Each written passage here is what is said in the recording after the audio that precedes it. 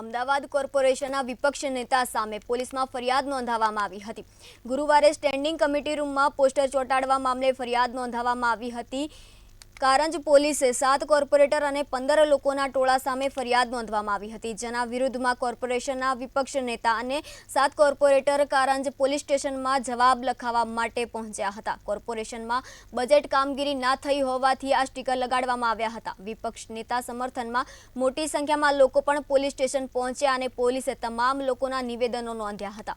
વિપક્ષ નેતાએ આક્ષેપ કરતા કહ્યું કે ભ્રષ્ટાચાર કરવામાં આવતા કામોમાં ફરિયાદ નોંધાવવામાં આવતી નથી। હાટકેશ્વર બ્રિજમાં 4 મહિનાઓ વીત્યા હોવા છતાં ફરિયાદ નોંધવામાં આવે છે, જેમાં એક પણ અધિકારીઓ સામે પોલીસ ફરિયાદ નોંધવામાં આવતી નથી અને એમ પણ કોઈ સંજોગોમાં ઝૂકવાના નથી। एक तरफ भारतीय जनता पार्टी वार्षिक बजट के नाम पर अहमदाबाद म्यूनिसिपल कॉरपोरेशन में करोड़ों रुपए के झूठे वादे अहमदाबाद शहर की जनता के समक्ष करती है। वही यही वादों को पूरा करने के लिए जब कांग्रेस पार्टी ने आंदोलन किया, 3 दिन पहले स्टैंडिंग कमेटी में जाकर कांग्रेस के कॉरपोरेटरों द्वारा वहां पर आंदोलन करने में आया। वही आंदोलन से भारतीय जनता पार्टी डर चुकी है। वही आंदोलन को लेकर कारंज पुलिस स्टेशन में कांग्रेस पार्टी के 7 कॉरपोरेटरों के ऊपर एफआईआर की गई।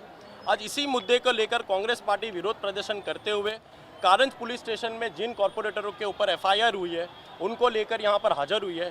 सबसे बड़ी बात तो ये है कि हाटकेश्वर जैसा इतना बड़ा भ्रष्टाचार का मुद्दा जब सामने आता हो।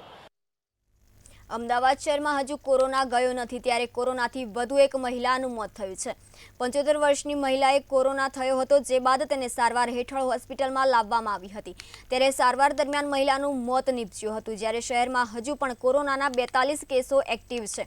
લોકોની તકેદારી રાખવા માટે હેલ્થ વિભાગ દ્વારા ચેકિંગ પણ કરવામાં આવી રહ્યું છે।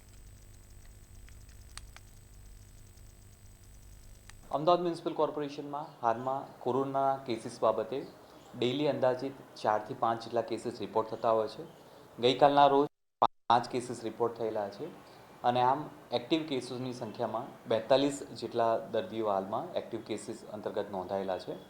આ પૈકી 3 પેશન્ટ હોસ્પિટલમાં એડમિટ છે, જેમાંથી 2 પેશન્ટ પ્રાઇવેટ હોસ્પિટલમાં અને 1 પેશન્ટ ગવર્મેન્ટ હોસ્પિટલમાં અત્યારે દાખલ કરવામાં આવેલા છે। કોરોના બાબતે લાસ્ટ ડેથ જાન્યુઆરી માસમાં 16મી તારીખે નોંધાયેલ હતું, જેમાં 75 યર્સ મહિલા હતા, તેમનું અવસાન નોંધાયેલ છે।